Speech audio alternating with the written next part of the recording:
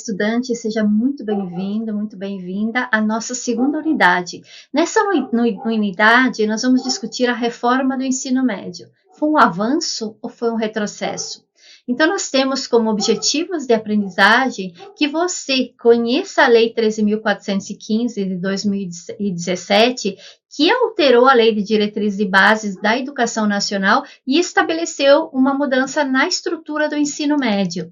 Também que você reflita sobre as alterações previstas na Lei 13.415/2017, com destaque para a ampliação da carga horária do ensino médio e os itinerários formativos. E você também problematize, né, a centralidade conferida à noção de competências na Base Nacional Comum Curricular. Então, vamos aí para a estrutura dessa segunda unidade.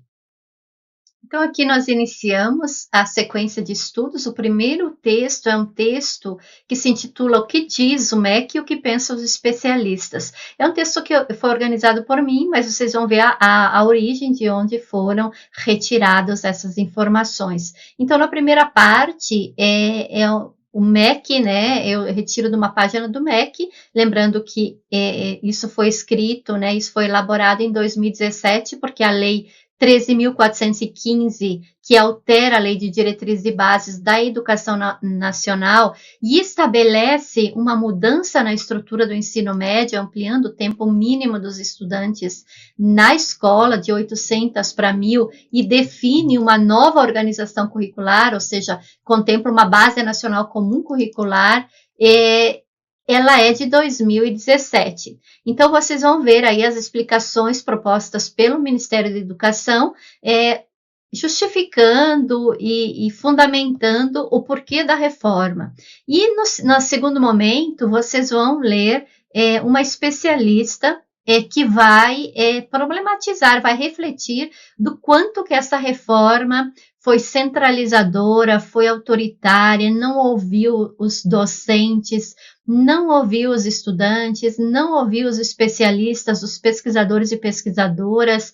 Foi uma reforma muito baseada numa expectativa do mercado. Então, aí vocês vão poder ter essas duas abordagens aí, para que vocês possam construir os seus próprios pontos de vistas e refletir sobre a reforma do ensino médio, que hoje, né, na atualidade, em 2023, ela está em pauta ainda para que seja revogada, né, essa reforma seja revogada. Então, vocês vão se apropriar dessa discussão. É muito importante ler esse texto para poder entender do que é que se está falando, porque os textos posteriores já vão entrar em alguns aspectos da reforma, aprofundando a discussão. Tá bom? Então, vamos lá, vamos seguir agora para o segundo texto proposto nessa sequência de estudos. Então, a sequência de estudos não é um texto, mas é um texto falado, né? É um podcast, A Reforma do Ensino Médio. É um podcast da série do projeto Tô no Rumo, implementado pela Ação Educativa. E nesse episódio, esses estudantes vão conversar com alguns educandos e também com professores, e vão conversar um pouquinho sobre as mudanças e quais são os impactos desse novo ensino médio, ouvindo então o que os estudantes e os professores e professoras têm a dizer dessas mudanças que foram feitas na reforma do ensino médio.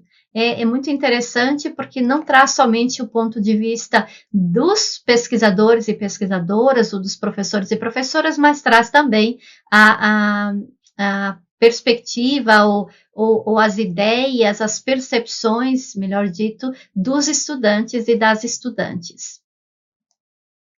Então, nós iniciamos, né, damos sequência aos estudos com o artigo do professor Paulo Romualdo Hernandes, a Lei 13.415 e as alterações na carga horária e no currículo do ensino médio. Então, o professor vai trazer aí muitas discussões muito importantes, por exemplo, ele vai questionar sobre o aumento da carga horária do ensino médio sem uma política de financiamento, sem verificar os problemas do turno noturno, por exemplo. Como é que vão ficar esses estudantes, essas estudantes que estudam à noite com o aumento de uma carga horária? Então, ele vai falar que não pode haver uma mudança de carga horária sem uma política de financiamento, sem essas preocupações, sem proporcionar melhores condições, por exemplo, de trabalho para os docentes. Como é que esses docentes vão se organizar? E vocês vão ver essas discussões mais aprofundadas nos seguintes textos. Então, ele vai apostar numa precariedade nessa etapa da educação. O que se prevê como uma melhora da qualidade do ensino médio, será que sem um planejamento, será que sem um financiamento, sem a escuta de professores e professoras, de estudantes, de especialistas, realmente vai garantir a qualidade? Então, ele vai seguir nesse questionamento, falando sobre a atualidade existente, então, principalmente a falta de remuneração do principal agente da educação, que é o professor e a professora.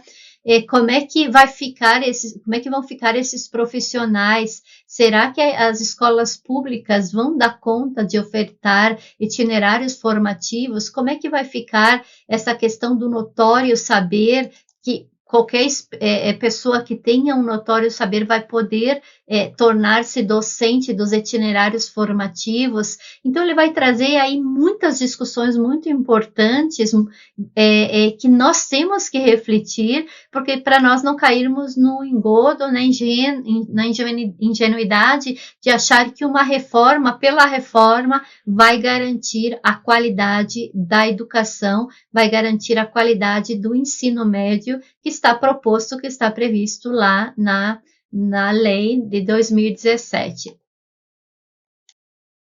Então, o último texto proposto é o artigo da professora Mônica Ribeiro da Silva, a BNCC da Reforma do Ensino Médio, o resgate de um empoeirado discurso. Então, a professora vai discutir várias questões também, vai aprofundar um pouquinho mais na questão da Base Nacional Comum Curricular, e ela inicia dizendo que a reforma, sem a participação dos professores, ela é limitada desde seu início. Ela já está fadada a um insucesso. O currículo ele tem que ser pensado e proposto tomando-se sempre como referência a escola em suas práticas reais, considerando-se os saberes produzidos pelos professores, as intenções da formação e as condições em que ela se processa.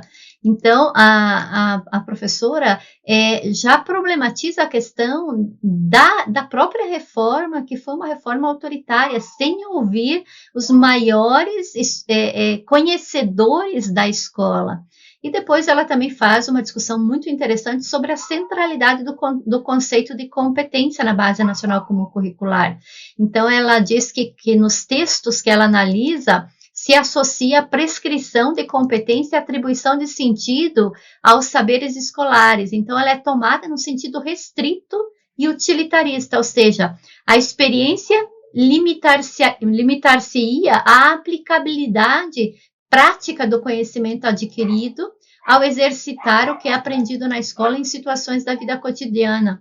Então, por esta forma de pensar, a experiência formativa não se concretiza. Ou seja, uma vez reduzida a aplicação ao imediato, vai se reforçar a ideia de que o conhecimento se limita a dar resposta imediata às situações, problema do dia a dia, e se impede que se tome o conhecimento como objeto de experiência que oportuniza a reflexão e a crítica.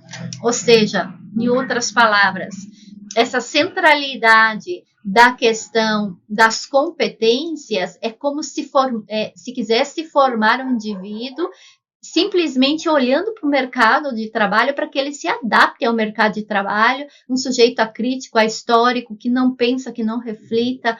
Então, também ela vai trazer uma discussão muito importante, que é também imprescindível para nós entendermos a reforma do ensino médio. Então, para encerrar a disciplina, nós temos duas atividades avaliativas, uma é uma questão e a outra é um mapa conceitual. Como eu já disse na primeira unidade, no dia do web seminário eu vou explicar direitinho e tirar todas as dúvidas em relação às atividades.